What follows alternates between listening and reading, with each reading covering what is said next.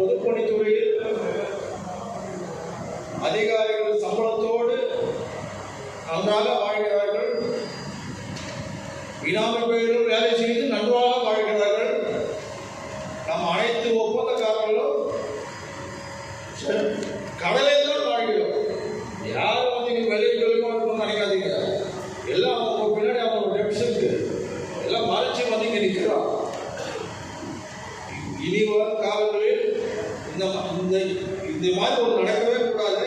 நீ பல தீர்மானங்கள் நிறைவேற்றியுள்ளோம். இனி வரும் காலங்களில் சங்கத்துக்கு ஒரு உறுதுணையாக போராடும் என்பதை நான் உங்களுக்கு பதிவு செய்கிறேன். உறுதுணையாக போராடும், சும்மாவா கூட பண்ணுறாங்க எங்களுக்கு. யாராலும் சரி தீர்மானங்கள் படிக்கிற நிறைவேற்றப்பட்ட தீர்மானங்கள். நம்பர் 1, பொதுப்பணித்துறையில் பதவி ஓய்வு பெறும் தலைமை பொறியாளர் திரு ஆயிரத்தி ராஜசேகரன் அவர்கள் 30/6/2024 பணி ஓய்வு பெறுகிறார். அவருக்கு சிறப்பு அந்தஸ்து அதிகாரி பதவி தரக்கூடாது, தரவே கூடாது என்று நம் சங்கம் பொறுப்புள்ளதாக தீர்மானம் நிறைவேற்றியுள்ளது. அவரால் தான் இந்த பொதுப்பணித்துறையை நம்ம ஒப்பந்தக்காரர்கள் பயங்கரமாக பாதிக்கப்பட்டிருக்கிறார். 2, இனிவரும் காலங்களில் ஓய்வு பெறும் உயர் அதிகாரிகளுக்கு பணி நீடிப்பு மற்றும் சிறப்பு அந்தஸ்து பதவி வழங்குவது என்று பொதுப்பணித்துறை மற்றும் நெடுஞ்சாலைத்துறை சங்கத்தின் சார்பாக நாம் பணிபுரியும் கேட்டுக்கொள்கிறோம். இதனால் பதவி உயர்வு பெறும் பொறியாளர்கள் மற்றும் புதிய பொறியாளர்கள் வாய்ப்பு மறுக்கப்படுகிறது. 2, உயர் பொறியாளர்கள் சூழ்ச்சியால் மீண்டும் பேக்கேஜ் அறிமுகப்படுத்தப்படுகிறது. மாண்புமிகு தமிழக முதலமைச்சர் மற்றும் மாண்புமிகு பொதுப்பணித்துறை அமைச்சர் அவர்கள் தலையிட்டு பேக்கேஜ் முறை ரத்து செய்ய வேண்டும் என்று நம்ம சமூகம் கேட்டுக்கொள்கிறது. 3வது, பணிகள் செய்து 3 வருடமாக பணம் இல்லாமல் அல்லல்படும் ஒப்பந்தக்காரர்கள் தயவு செய்து நோட் பண்ணிக்க. நம் சங்கத்திற்கு முறையாக தங்கள் லெட்டர் பேடில் மனுவாக வேலையின் பெயர், வர வேண்டிய பணம், எந்த கோட்டம் அல்லது வட்டம், எந்த டிபார்ட்மெண்ட் தெளிவாக எழுதி கொடுத்தால் சங்கம் பெற்றுத்தர போராடும். கடைசி ஆயுதமாக பிரஸ் மீட் எடுத்து அரசாங்கத்தின் கவனத்திற்கு கொண்டு செல்வோம். இது முக்கியம். தயவு செய்து எல்லாரும் அவங்க வாயிலே சொல்லாதீங்க. தயவு செய்து எனக்கு இங்கே பணம் வரல, அந்த பணம் வரல, 3 வட்டம் வரல, 5 வட்டம் சொல்லாதீங்க. தயவு செய்து நீங்கள் எல்லாருமே அவங்க லெட்டர் எழுதி கொடுக்கலாம். நாங்கள் ரெக்கார்ட் பண்ணி அதுக்கு உண்டான உரிய நடவடிக்கை எடுக்கிறோம். இதுதான் என்னோட முதல் அஜெண்டாவே. 4, அனைத்து மருத்துவமனைகளிலும் இன்சூரன்ஸ் பணம் மிக மிக தாமதமாக பொதுப்பணித்துறைக்கு வருவதால் ஒப்பந்தக்காரர்கள் மிகவும் பாதிக்கப்படுகிறார்கள்.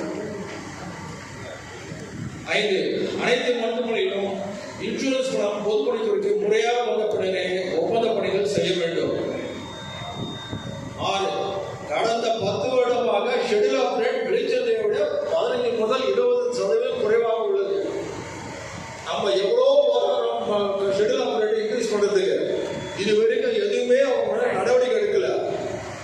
இதை நிவர்த்தி செய்ய நீதிமன்றத்தில் சட்டத்தின் மூலம் வழக்கு தொடர ஆவணம் செய்யப்படும். 7, பொதுப்பணித்துறையில் ஒப்பந்த மதிப்பீடு தொகையில் பழையபடி +4.5 கூடுதலாக பெறுவதற்கு சங்கம் முறையான முறையில் போராடும் என்பதை தீர்மானமாக நிறைவேற்றப்படுகிறது. 8, ஜிஎஸ்டி. இது பெரிய தலைவலி, எல்லாருக்குமே தலைவலி தான். ஜிஎஸ்டி வரியில நாங்கள் அரசாங்கத்தை கேட்டுக்கொள்வது 12% வந்து எங்க அக்கௌண்ட்ல நீங்களே கட்டிடுங்க.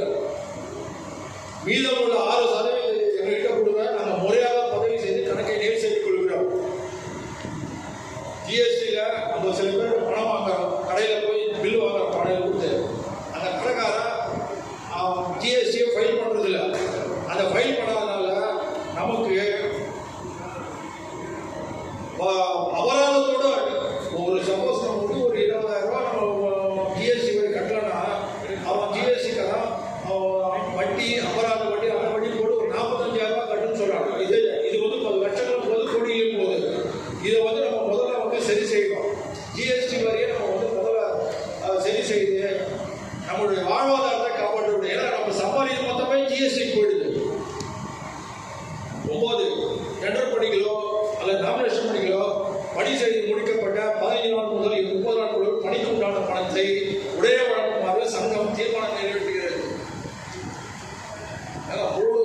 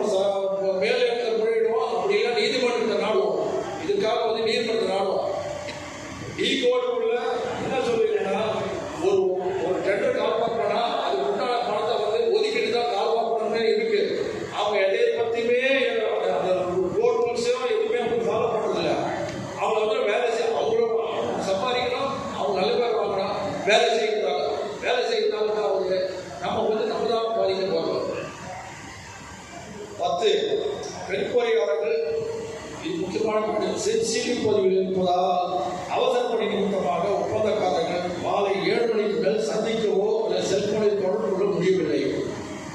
சென்சிட்டிவ் பதவினா உதாரணம் சொல்றேன்.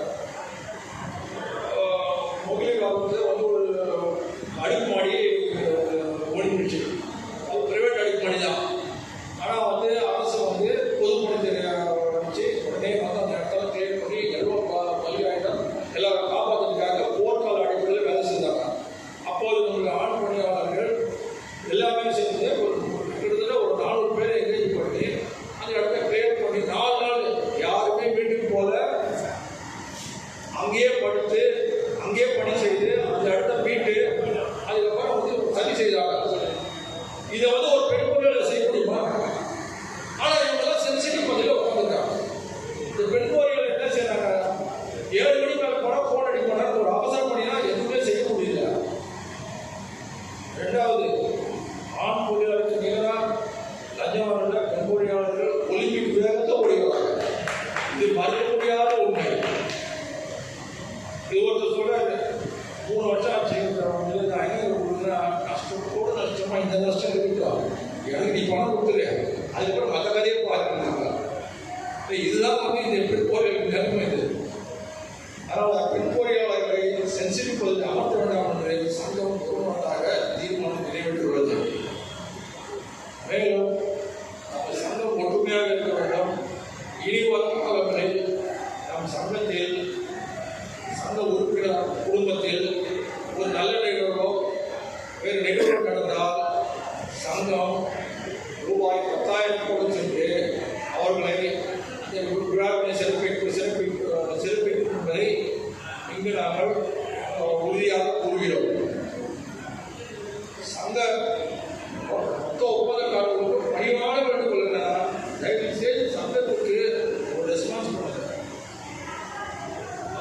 இதில் வந்து குணமணி தொடர்ந்து போறாங்க, பல வருஷமா போறாங்க, எல்லாருமே தெரியும். நான் வந்து அது 50% நான் தனியாக போராடி இருந்தேன், அது எல்லாருக்கும் தெரியும். அதுக்கப்புறம் தான் இப்போ வந்து எனக்கு பிடிச்சவங்க நியமிச்சாரா, குணமணிக்கும் நன்றி, பொருளாதாரத்துக்கு நன்றி, என்னுடைய தலைவர் லோகநாதனுக்கும் நன்றி, அனைவருக்கும் நன்றி. இனி வரும் காலங்களில் நாங்கள் உறுதுணையாக போராடி ஒப்பந்தக்காரர்களின் நலனிலே முதல் மூச்சாக எடுத்துக்கொண்டு நாங்கள் போராடுவோம். தயவு செய்து என்ன ப்ராப்ளம்னாலும் ரைட்டிங்கில் போகுது, வாயிலேயே வேணாம், ரைட்டிங்கில் இந்த ப்ராப்ளத்துக்கு இந்த பணம் வரல, எந்த நபர்களுக்கு சொல்லுங்க, நாங்கள் வரோம், நாங்கள் வந்து நாங்கள் சால்வ் பண்ணுறோம். இல்லையா கடைசி மீட்டாக நாங்கள் வந்து ப்ரெஸ் மீட் வச்சுருவோம். ப்ரெஸ் மீட் வச்சு ஓப்பனாக சொல்லுவோம். எப்போ ப்ரெஸ் மீட் வச்சுக்கிறோமோ அப்போ தான் அதிகாரிகள் கொஞ்சம் பயப்படுவோம். அதெல்லாம் ஞாபகம் வச்சு நல்லதோ கெட்டதோ அது கூட நாங்கள் பார்க்குறோம். சங்கத்தில் நானும்